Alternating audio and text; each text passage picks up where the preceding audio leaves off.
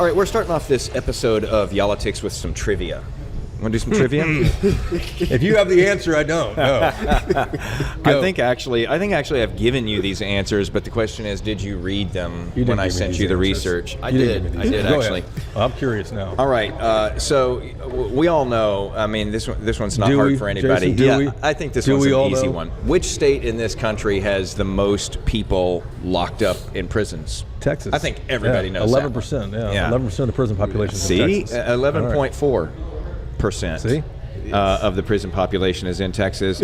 Here's the other part of my trivia. Do you know how much it costs on average to lock up somebody in a Texas prison for a year? Don't know. What would be your guess? Well, I'm just thinking on average, what's the what do we pay for education in the state? $6,500 a student? Is it more than that? Oh, it's going to be more than that. Is it more than $6,500? It's interesting that we will. We'll pay a lot more to lock somebody up than we will to educate them. To educate them. Well, you got prison guards and so forth. What would you guess? 50 grand? No, it's not that much. You're like my wife. She always guesses way out. You're throwing it out there like way out of bounds. You're way out of, $1 million, what? All right, so according to the Legislative Budget Board here in Texas last year, Texas spends more than $28,000 a year on the average Texas inmate. Per year. That's a ton of money per year. Yeah. We know that recidivism is a thing, people being reincarcerated after they get out.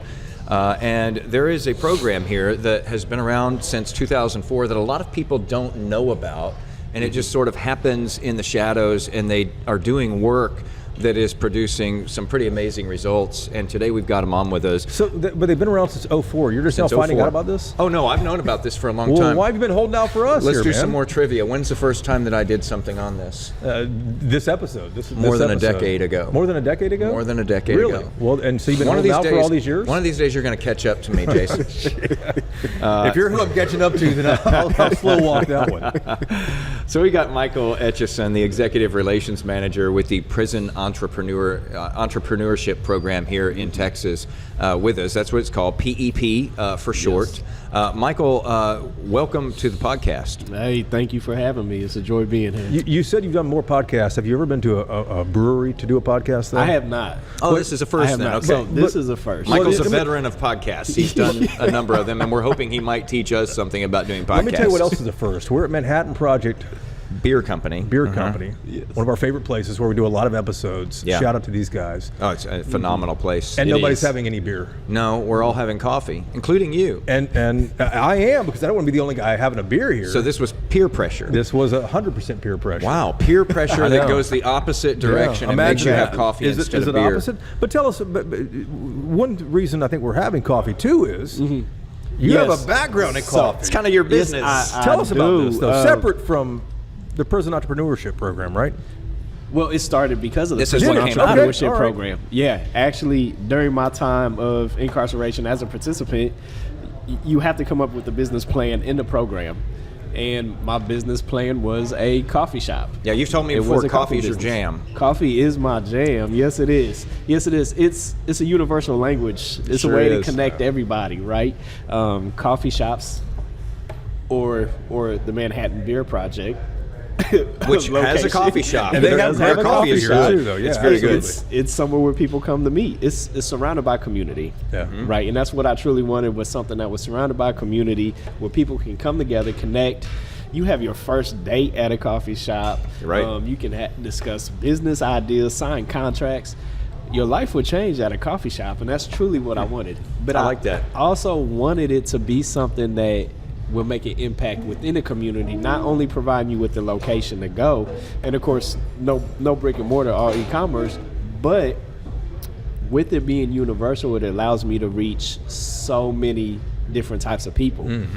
And I'll partner with the nonprofit every other month throughout the year, and that nonprofit I partner with gets 10% of proceeds made from bags of coffee sold. Wow, you're doing some real good. You're in 8 states now in Canada, and the name of it is? Cream Coffee and Pastry. Cream Coffee and Pastry. 8 states in Canada. Yes, I've been able to ship. That's fantastic. Individuals. Sure. I have my clients. Yeah, so that is big. And this is straight out of what you learned when you were locked up in a Texas prison. Yes, it is. And I'll tell you this, and it's funny to me. I had my associate's degree in business whenever I was released, but I learned more about business going through PEP than what I actually did going to a school. You know that. How so? Because you heard from the business executives, or what? I got the advice from the business executives, the mentorship, the leadership.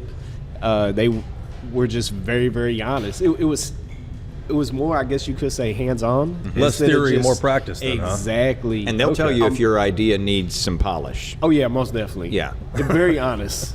And these are very blunt. and you all have like cream of the crop business leaders who are coming in behind the razor wire, talking to inmates about their business plans that they've come up with, in the Prison Entrepreneurship Program, and really helping them to refine things with the goal of, we're going to help you when you transition out of this place and head back into society again. Yes. And we're going to help you to be a success. Yes. And that's the other thing too. And as I mentioned to you, it's crazy to me the individuals that me as a participant and the other brothers and everybody involved in it who you get to come across, and the advice that you get from these certain type of individuals.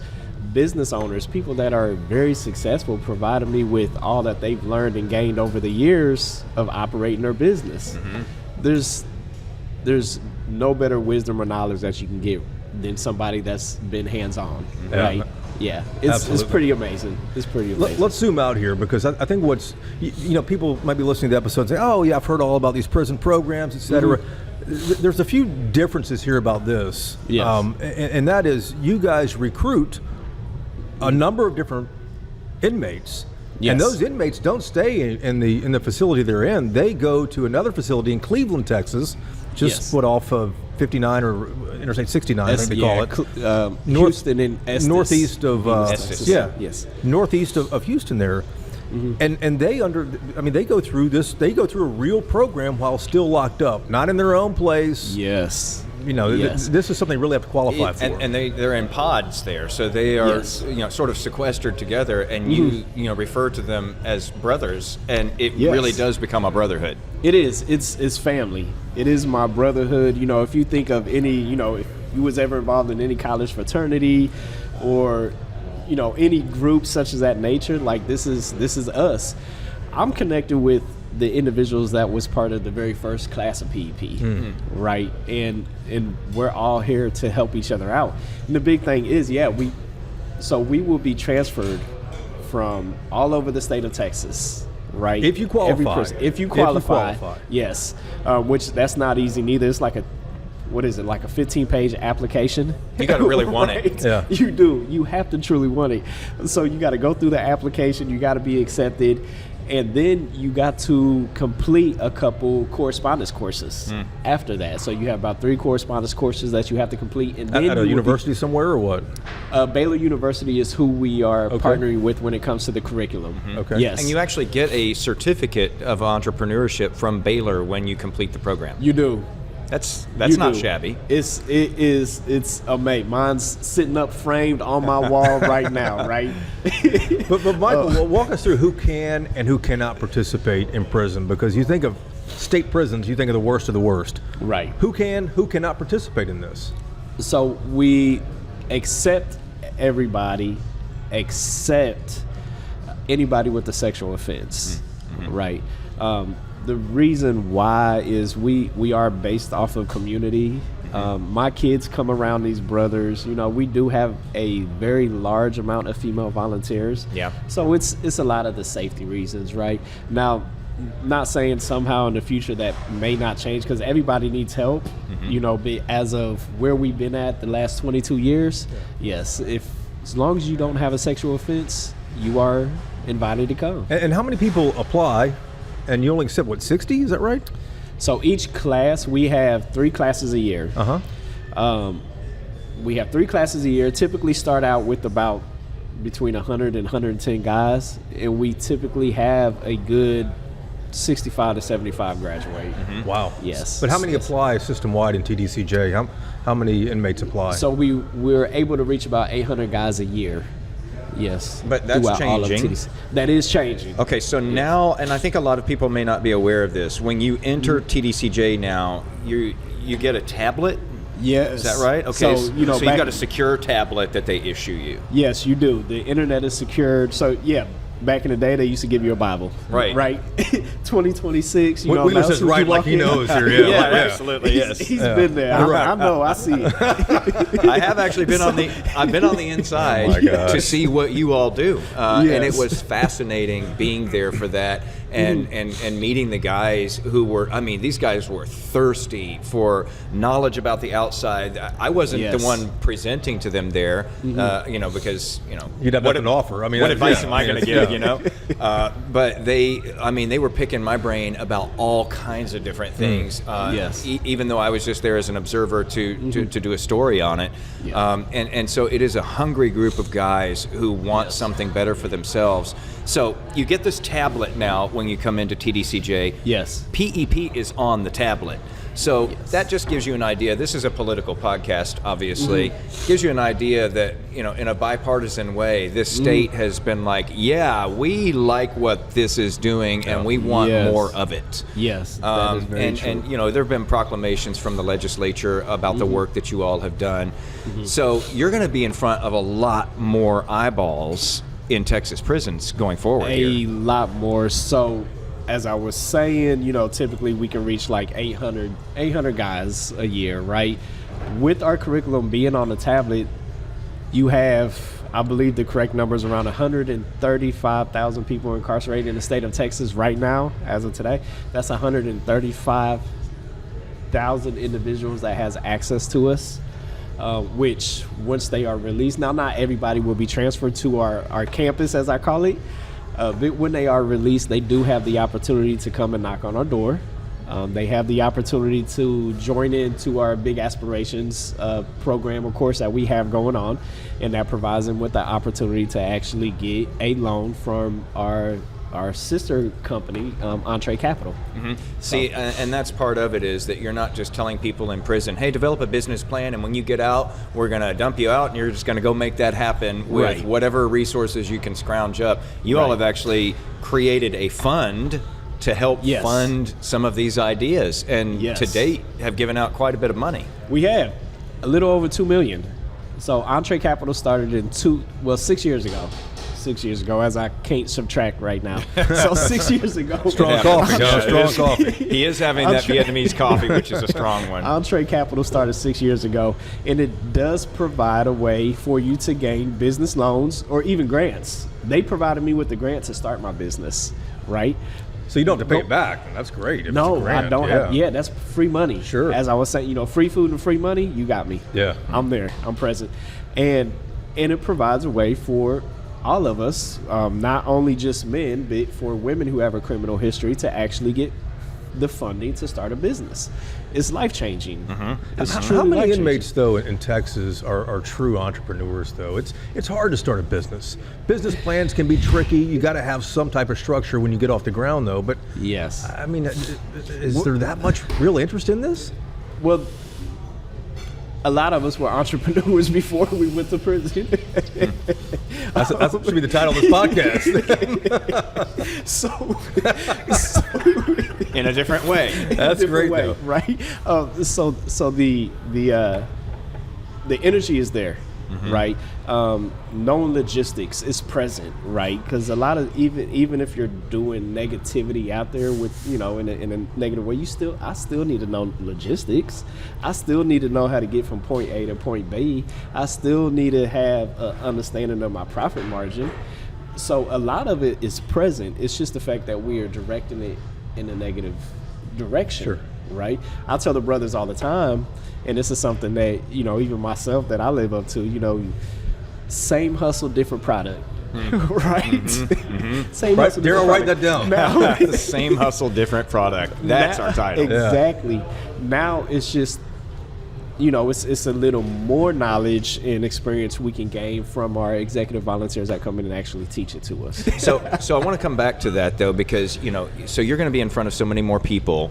Not everybody is going to be an entrepreneur. Not everybody has the skills or is cut out for that. But what you all do is you're not just teaching somebody to be an entrepreneur. You're also teaching them to skill up for jobs when they get out. And then PEP helps to place people in those jobs. Yes. And I was just talking to your executive director the other day, and it was stunning. A 100% job placement rate within the first 3 weeks or so of an inmate being released back out into society. Yes, that is life changing. It is. It's kind of just mind blowing, honestly. 100% employment rate.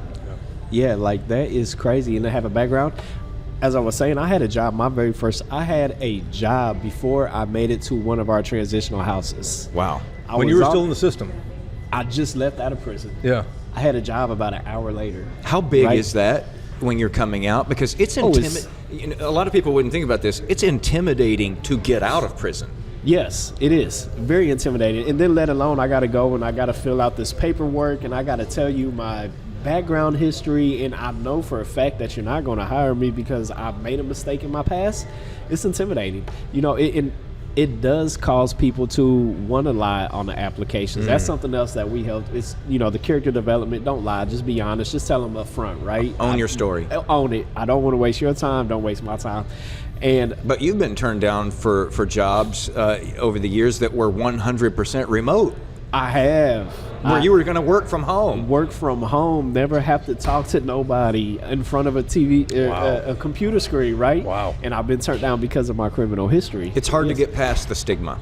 It is. And that's where you all come in, because you bring a credibility for having been around for so long and created this great accountability among the men you serve. And so now companies recognize that. Yes. I mean, you were telling me about a warehouse company, I believe it was, that has 100% PEP all employees. PEP brothers. Yes, and that was a big blessing. You know, I actually met this individual through LinkedIn, and we had a meeting. And we discussed a few things, you know, as far as the operations of the warehouse and how many guys do they need. And he said, look, you know, I need 10 guys. Well, boom, sent him 10 guys. He hired them on the spot and paid them more than minimum wage, you know, and even gave some of the guys, you know, a driver position, which provided them with even more increase in pay. And getting ready to open up another warehouse in Oklahoma, I believe, where he wants all PEP guys in that one. Wow. So everybody does not become an entrepreneur, but we have the best intrapreneurs that you will ever come across. They work harder. And they've created hundreds of businesses to date, and a lot of those are $1 million plus businesces. A good chunk of them. They are over 700 businesses. Wow. This is the beautiful thing. Wait, about over that 700 businesses have earned more than $1 million? No, over 700 businesses being created through PEP alumni. Okay. Yes. And a lot of them go back and hire new graduates from the program. They do, which is a big blessing because this is providing additional opportunity, right? These brothers are opening up their arms, opening up their wallet, and providing a way for somebody that's been in their position to make a good living. Yeah. Right? So let's ask about this. So we were getting into the numbers here. Last year, y'all had a record number of graduates. I think it was close to 500. This year, you're expecting another record, 700. Yes. But then we talked about those tablets that you're on, and you're in front of so many more people in the prison system. Yes. You all are thinking you're going to go from perhaps a record number of 700 graduates this year in 5 years from now to 10 times that or more. Yes, sir. So we're talking thousands of graduates. We're talking thousands, and that's due to the tablets. Yeah, it provided us with a way to reach out to more people, and of course for these individuals that need the help to reach out to us. Past 800 guys were able to reach out with the tablets. You can project us to be able to make contact with 10,000 different individuals in the coming years. That's a lot. It's mind-blowing. And now usually you all do this by reaching out to, part of the eligibility is that you've got to be within like 3 years or so of your release date. Okay, correct. Because you don't want to teach somebody something and then have them sit there for another 10, 15 years before they get out. So you're catching people, close to that release date. Right. But now there's this expansion going on Yes. where you're dealing with people who have much longer sentences, Yes. but they're within 4 years of parole now. Correct. And I think that a lot of people miss that. Texas every year, your executive director was telling me that Texas releases about 45,000 people on parole every year. Yes. And now you're getting into this population that was about to be released and may not have any upskilling or anything and be ready to contribute. And now you can reach them as well as they're on their way out. And that's provided so much motivation and encouragement for these brothers. The cool thing about that is these new little programs that we've started with you having to be within 4 years of your actual parole date for the ones who have a longer sentence. It's mostly peer driven. Mostly peer driven. Our staff will go in, provide them with what they need as far as, this is what we're focused on this week. This is what we need to do. And the guys run it pretty much themselves. They just had their business pitch competition, right? And I wasn't present for it, but from what I heard, it was absolutely amazing. Yeah, what were some business ideas? I mean, what are they talking about there? Oh, it's so different. Everything is different. Me, of course, coffee. That was mine. You have brothers that have trucking businesses. We have a brother that has an ice cream shop, right? And I don't know why I always find this funny to me is, you can have somebody that's been out in the streets for a very long period of time, and not saying that this brother did, but you can cause so much mayhem, but your passion is ice cream, right? That's my passion. I'm 6'3", 250 pounds, and all I want to do is sell ice cream. Yeah. That's it. That's all I want to do. And he's doing very good at it. Huh. Wow. The brother's doing amazing. Well, it just tells you, too, that people are more complex than whatever they did on their worst day, Exactly. You're a more whole person than that. You have other things that matter to you, things that have interested you, that you dreamt of being. You got derailed, but that doesn't mean you can't be that still. Exactly. And it's also us being able to provide a community to where these brothers can actually open up.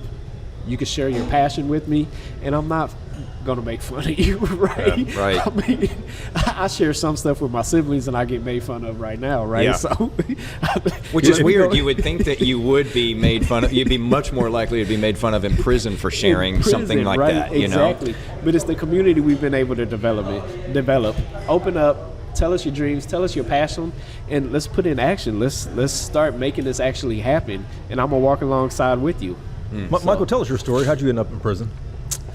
So I've always been on that wrong side of the fence, in the streets every way possible, and I thought that was just life, right? That's what I grew up around. That's honestly what I felt like. Okay, so everybody does this. This is what I'm supposed to do. I didn't understand the concept of having a job and waiting for a paycheck and all this stuff like that. And we moved to Texas. Me and my family, we moved to Texas for me to actually change my life.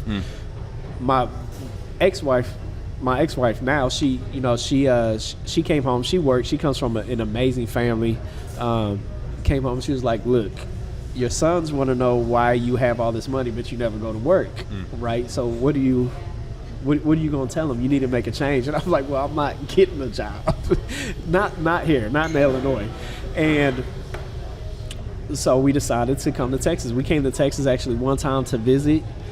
I remember I told her, I said, "Well, we'll just move to Texas." And of course she's like, "No, we're not. You're just lying," right? So I showed up with a 20-foot U-Haul one time, and then we loaded up the house, and then we came to Texas. And we came to Texas, again, as I said, to change my life. But that wasn't the case. I kept the same mentality, right? I kept the same behaviors up. And of course, as they say, don't mess with Texas. I got arrested. Now, the crazy part about it, you get arrested in Illinois, and I'm like, well, it's cool. I stay a weekend. They're going to let me out Monday or something like that, right? It's no problem. In Texas, they was like, well, 18 years. And I said, well, hold on. Wait. What were you charged with? Exactly. Aggravated assault. Yeah. And so, obviously, that's a wake-up call if you get a sentence like that. It is. A lot of emotions came with that, right? Because I had 5 kids at the time. Well, still have 5 kids, right? And my youngest, she was a baby. She was like 2 years old, right? And I'm sitting here thinking, like, there's a chance that I'll never ever see my kids again. There's a chance that I will never ever be able to touch them or hug them, kiss them on the cheek, or just smell their scent, right? Or even hear their voice other than hearing it crackle over a phone, or, you know, in a room full of other people meeting their family. That's harsh. I'm never going to see them graduate, never see my kids play sports. Like, it was a lot of emotions. And I stayed in myself for like 2 days straight, right? Because what am I doing with my life? And how long did you serve? 5 years. Okay. Yes, 5 years. And then you found this in there. At what point did you find this in there, though? So I found this about, probably about 3 years within my sentence. And then how'd you know this was it, that this is what you wanted to concentrate on? Well, at first, I didn't know nothing about PEP. Yeah. And it was actually my cellie. Let me say, let's not use him as an example. Your cellie. I love the brother. Like, he's a good brother. And he told me, he said, Mike, don't take me as an example. I'm different, right? But I get the postcard in, the invitation. You know, you get a postcard. Hey, would you like to come to PEP? Do you have a business idea? We'll write us back within this time frame, and we'll send you an application. And that's pretty much how it goes. And my cellie or roommate at the time, he said, man, you have to do that. He's like, I've been through it. It's amazing. It's honestly life changing. But then again, he was like, don't use me as an example because I can't do it. Right. Yeah. And I said, okay. And he told me about the past CEO, which that really got my attention too. Right. PEP is such an amazing program or something to be a part of. Our past CEO did like 22 years in prison. Got accepted to PEP, made parole, but told parole that he does not want to go home yet because he wants to complete PEP. Wow. I'm thinking to myself, like, keep me locked up so I can finish this. And I'm like, this brother is crazy. Like, he a madman. This is like just ridiculous. But he did. He completed it, and you know, a couple years later, he became the CEO, and now he's still doing amazing things. So for anybody to want to stay in prison, I'm like, I have to try this. Wow. Have to try it. And then talk to us about the business executives that would come speak to you. Yes. What kind of industries would these people represent? And did you really think when you're locked up, when you're wearing the jumpsuit, that you could really achieve business success by hearing somebody else who's been to college and done all this other stuff? So at first, every program you kind of have a thought in your mind, like, well, what is the reason? Why are you doing this? Why are you coming to prison? Sure. You know, is it to make yourself feel good? Is it to pat yourself on the back? And it's truly not. Not with our executive volunteers. They really come in because they care about us, right? They provided me with the motivation and the encouragement to let me know that I can achieve whatever I set my mind to, right? And I know that they got my back. I can call them anytime, any day, any night, and I can ask for advice, and they are going to provide it to me, right? No matter what it is, no matter absolutely what it is. Have you done that? I have. Really? I have, yeah. I have a few mentors. So they don't just come in and speak. Right. They create connections with you guys. It's connections. And that's the other beautiful thing about PEP too, is so our volunteers, they work with us on the inside and they continue working with us on the outside. So you get in some programs, you see the volunteers on the inside and you never see them again in your life. Or you see them on the outside, and then that's kind of it. When you're done, you're done. And the volunteers, it can be anybody from a certain walk of life who has expertise in something. Yes. So, you know, if somebody out there is thinking about volunteering, they may not realize that they've got a skill to impart or some wisdom to impart. If they're looking, you know, for a way to do that, you guys might be it. I was there covering a woman we called Miss Manners. She was an etiquette. I remember that story. Yeah, etiquette expert. That was a decent story, man. Yeah, thank you. That's high praise coming from you. I remember that story. Yeah, he did a decent job on that. Miss Manners goes to prison, I think we called it. He had help with that, but he did a good job. I did have help with it. But basically, she was teaching these inmates, here's the fork you eat with first when you go to a dinner. Here's, try out some lines on me of if you wanted to ask me out on a date, because a lot of you have been locked up for a long time and, you know, may not really have that skill polished, you know. Right. And, I mean, she went through all of the different mannerisms, put your napkin in your lap, here's how you shake a hand, here's how you present a business card. And, you know, all of that stuff, so many of us take for granted, even though I still don't know which fork to use first. Neither do I. But all of us, may take that for granted, but that just gives you an idea. You guys get down to the real nitty-gritty with teaching this. And I say you guys, and we keep talking about the brothers, the men, etc. You all also help women who have been through the prison system. Now the dynamics are different because of the units that they're in and so forth.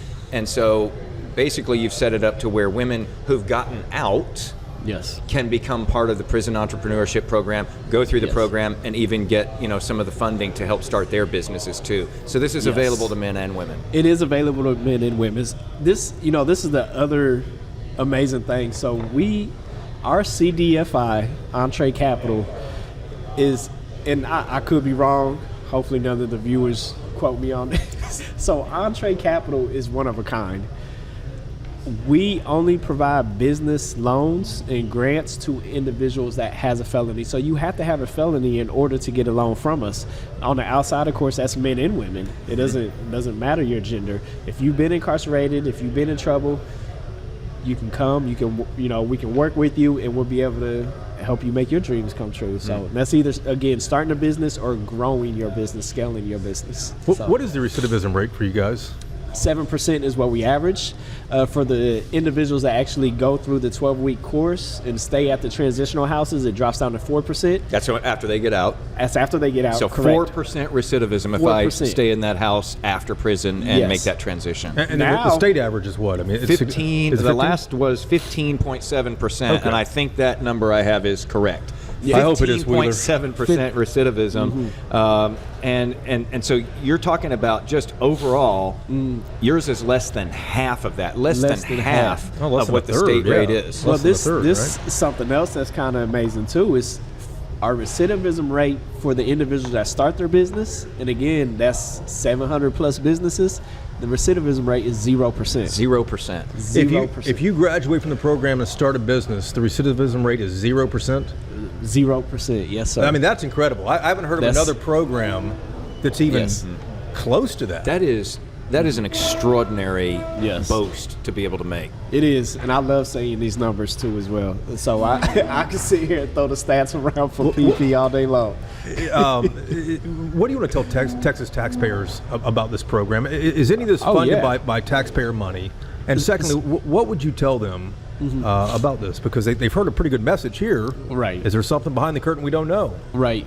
Well, our funding doesn't come from taxpayers. It actually comes from our trusted and very dedicated volunteers and donors.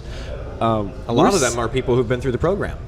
A good percentage of the financial support that we get are from our alumni. Our alumni come back, they come and give back. Yeah. Not only jobs, but they're helping us out, with the financial support as well, which that's kind of unheard of too whenever you look at other organizations.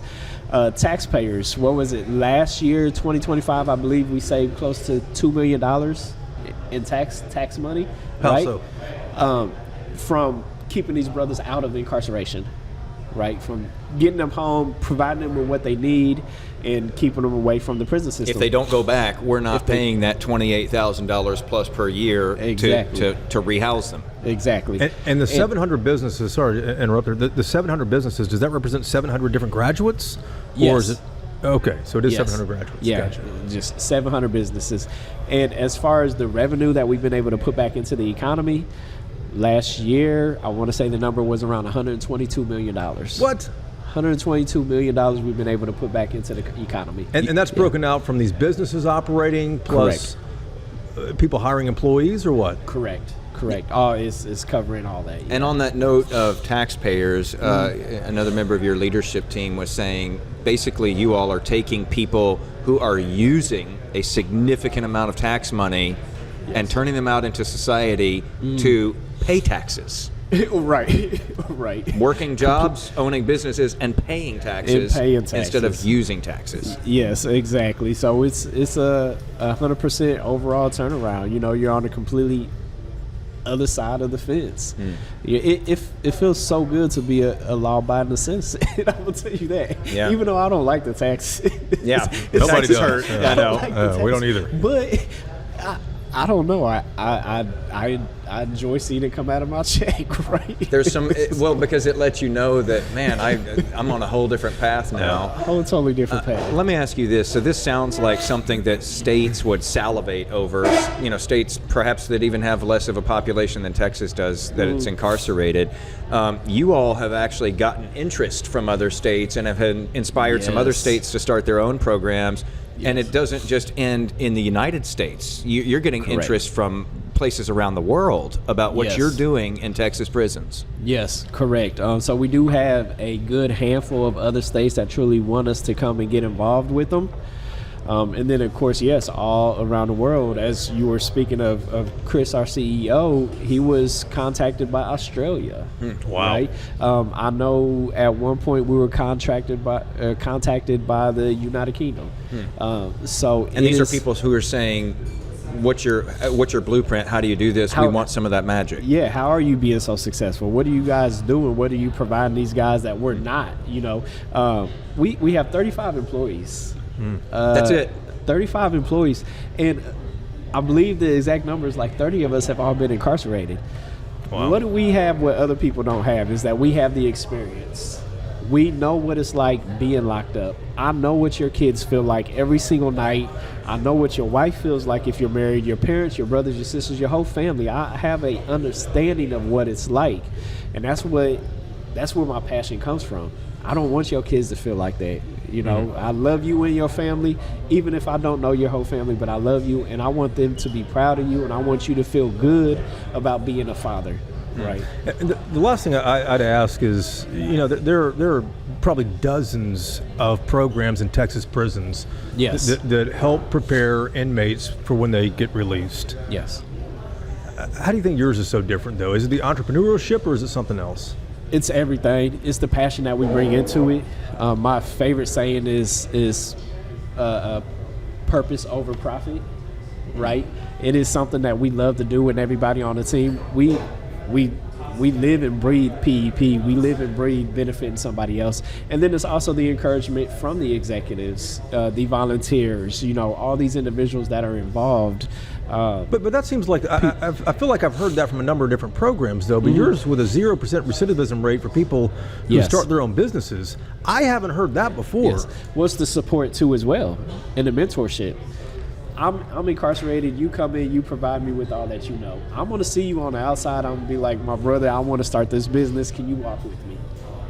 And you walk with me, and you provide me with that support of all that I need to make this business successful. The support is everything. The community is everything. And that doesn't exist with other programs? I've been through a few other programs, and I've never been involved in anything that's like PEP. Right? The community is everything too. We stick together. Our volunteers go to our transitional houses and they feed the guys and they fellowship with them and they just sit and talk, right? So it's a strong connection. Wow. It's a very strong maintaining connection. that connection is key, because a lot of these people before they got to prison may have never had that kind of connection of people who understand them, who advise them, who mentor them, who keep them accountable, because that's a part of it as well. That's a big thing. And now you've created this network where, once I get out of prison and I start on this path, I'm going to have difficult days where maybe I, start to feel like I'm questioning things or reverting back. And I've got people now who are going to hold me accountable and who get what I'm going through. Correct. My last thing for you would be, Texas has always called itself, this, law and order state. And, as you mentioned, Texas doesn't play around when it comes to locking up. No, they don't. You've seen it. You've lived it. There are a lot of people in this state who are, especially with, some of these bigger offenses. And I met a lot of guys in the program, and they had some serious offenses. Yes. There are a lot of people who say, throw away the key, lock them up, throw away the key. I don't care about them. I don't care what happens with them, blah, blah, blah, blah. But the fact of the matter is that most of these inmates will get out at some point. Correct. And it's a question, isn't it, of how do you want them to come back? Correct. It's not whether you want them to come back, it's how do you want them to come back? Correct. Now, do we want to be, part of the solution when these brothers actually come home? Do we want to open up our hearts and our minds and realize that people can change? Or do we want them to come home and then have to struggle and really live to survive on a daily basis, right? Do we want our society to be safer? Because if so, then we all need to be involved. Or do we want our society to continue to be, a little more dangerous walking from the grocery store to your car, right? There's so much potential behind those walls. 10% of the nation's entrepreneurs have a criminal history. 10%. 10% of the nation's entrepreneurs has a criminal history. Because isn't it almost easier to start your own business than to get a job in some cases if you have a history? It is. It truly is. I don't have to fill out the paperwork. I don't have to really, inform you of anything unless I want to voluntarily. I can just come, provide my service, provide my product if I have a product to sell, and then move on, right? That's a good point. So, But what you all are aiming to do, though, is to say that this can be a law and order state, but at the same time, we can do something to make sure that people who are coming out of the system are ready to be back out in the streets and back out in society again. Exactly. But that does take all of us, right? It does take all of us coming together. So, Michael, congratulations, man. It's fascinating to hear about this. And, Wheeler and I are a little long in the tooth. We've been doing this for a couple of minutes. And I've heard about a lot of programs, but the recidivism rate here is fascinating. Thank you. Secondly, starting businesses. My wife has several businesses. I know how hard it is. It's hard to do. It is. And, compound that with what you guys have experienced and what you've gone through. People say, hey, but they put themselves there. Regardless, you're still trying to build out of that. Yes. And, that deserves a toast. My glass is empty, though, so next time. So is mine. See, the coffee wasn't bad, was it? The coffee's good here, man. Really great good. at Manhattan Project Beer Company. And Michael will be the first to tell you that coffee is important. How can people find your company, by the way? How can people find your company? So creamcoffee.shop. You can go online. You can Creamcoffee.shop. Creamcoffee.shop. You can place your orders. I got many different roasts, many different blends. Whatever you like, I believe I have to fulfill your needs. All right. I love it. Congratulations, man. This is it's fantastic to hear about this. And I didn't know you guys have been around for what, 22 years now, but that's incredible. Yeah. And congrats personally to you for this, man. So keep up the great work on this. Huge congrats. And I did know that you all have been around for a long time because I did that research. And it's been interesting as someone who caught y'all midway along your journey here, like a dozen years ago or so. It's been interesting to see how it has grown since then. And stunning to hear what you all are planning in the next 5 years or so. I mean, this is going to be huge. I don't know how y'all are going to do it. You're going to need a lot more volunteers. You two are going to have to come into prison and help out. Hey, I'm willing to do it. Wheeler could end up there involuntarily, too. You never know with Wheeler. So, well, look, if it's involuntarily, look, we got a loan for you. And there's a program for me waiting. Exactly. Yeah. Let's hope it doesn't happen that way. Michael, thank you. Yes, thank you. Appreciate you guys.